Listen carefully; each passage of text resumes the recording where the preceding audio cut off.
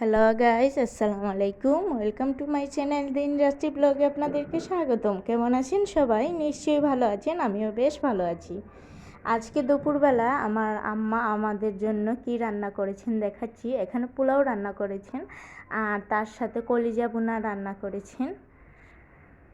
তো কলিজা ভুনা আর পোলাও দিয়ে আজকের দুপুরের খাবার খেয়ে নেব। আর তার সাথে ছোট মাছ রান্না করেছেন। তো এই নিয়েই কিন্তু আজকে আমাদের দুপুরের মেনু, আর এটা দিয়ে আজকে খেয়ে ফেলবো। তো আজকের মতো ব্লগটা এখান থেকেই শুরু করছি। তা আসলে অনেক আপুরা আমাকে রোজ রোজ কমেন্ট করেন, সেই আপুদেরকে প্রথমেই কিন্তু আমি অনেক অনেক বেশি ধন্যবাদ দিয়ে দিব। আপনারা আছেন বলেই আমি এতটুকু, না হলে তো আরও অস্তিত্ব থাকতো না। তো যাই হোক, দুপুরে খাবার খেয়ে তারপর একটু বেলকুনিতে আসলাম। এটা হলো আমার বাবার বেলকুনি।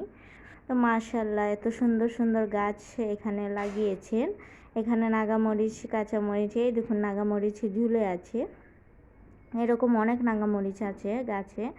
তো কিছু নিয়ে নিয়ে খাওয়া হয়।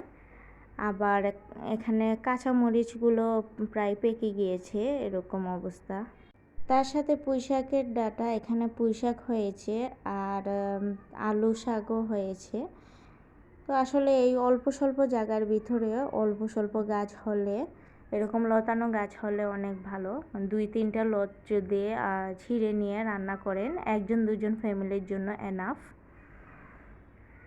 তো খুব সুন্দর করে মাশাআল্লাহ বেয়ে উঠেছে। আর এখানে আমি যে মানি প্লান্টগুলো এনেছিলাম সেগুলো খুব সুন্দর হয়েছে এখানে এই টবগুলোতে। তো আমি একরকম সাজিয়েছিলাম, কিন্তু আমার আব্বা আরেক রকম সাজান।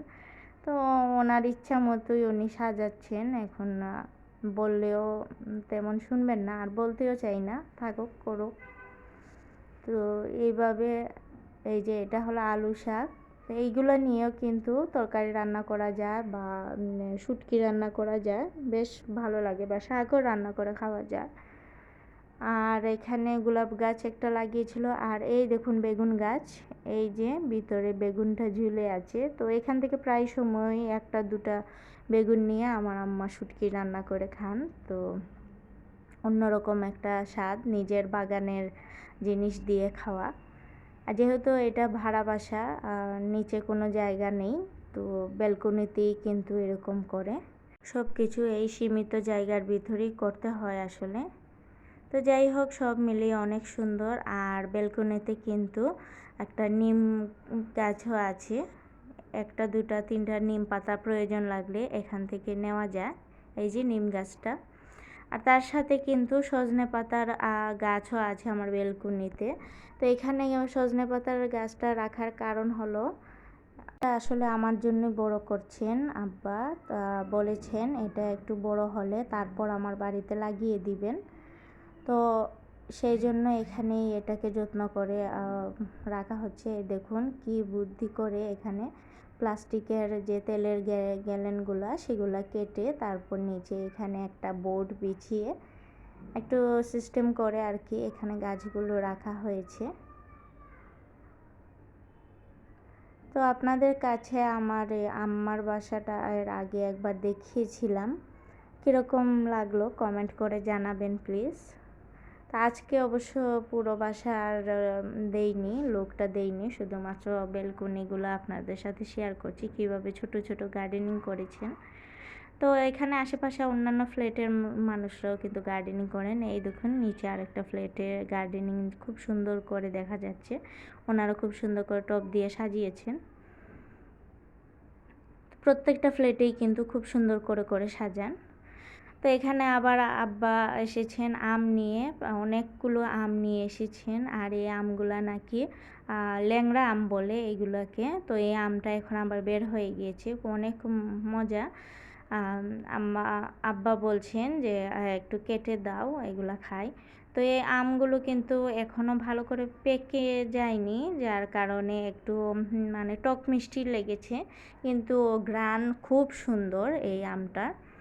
তো একই ফল দেখুন কত ধরনের জাত, যেমন মানুষের জাত আছে, কেউ আছে মুসলিম, কেউ হিন্দু, আবার কেউ আছে উপজাতি, কেউ আছে মুসলমান জাতি, কেউ আছেন মানে বিভিন্ন ধরনের ধর্মের মানুষ যেরকম আছে, আমেরও সেরকম জাত আছে।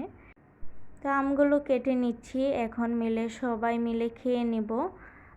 আব্বাকেও দিয়ে দিব আগে প্লেটে, তারপর আমরা বসে বসে খাবো, আমার মেয়ে, আমি, আম্মা। তো আর ইতিমধ্যে কিন্তু সন্ধ্যার চাও খেয়ে ফেলেছি। তো আজকের ছোট্ট ব্লগটি কিন্তু আপনাদের সাথে এরকমই শেয়ার করেছি, তেমন কোনো কাজ শেয়ার করিনি। তো কেমন লাগলো আমার এই ছোট্ট ব্লগটি? যদি ভালো লেগে থাকে প্লিজ একটি লাইক দিয়ে দেখবেন। আর এত ছোট্ট ব্লগটি প্লিজ অনুরোধ থাকবে কেউ স্কিপ করে দেখবেন না, তাতে করে কিন্তু আমার ওয়াচ টাইম বা আমার ভিডিওর অনেক বেশি ক্ষতি হয়ে যায়। যার কারণে আপনাদের কাছে রিকোয়েস্ট করব প্লিজ আপনারা ফুল ওয়াচ করে দিবেন।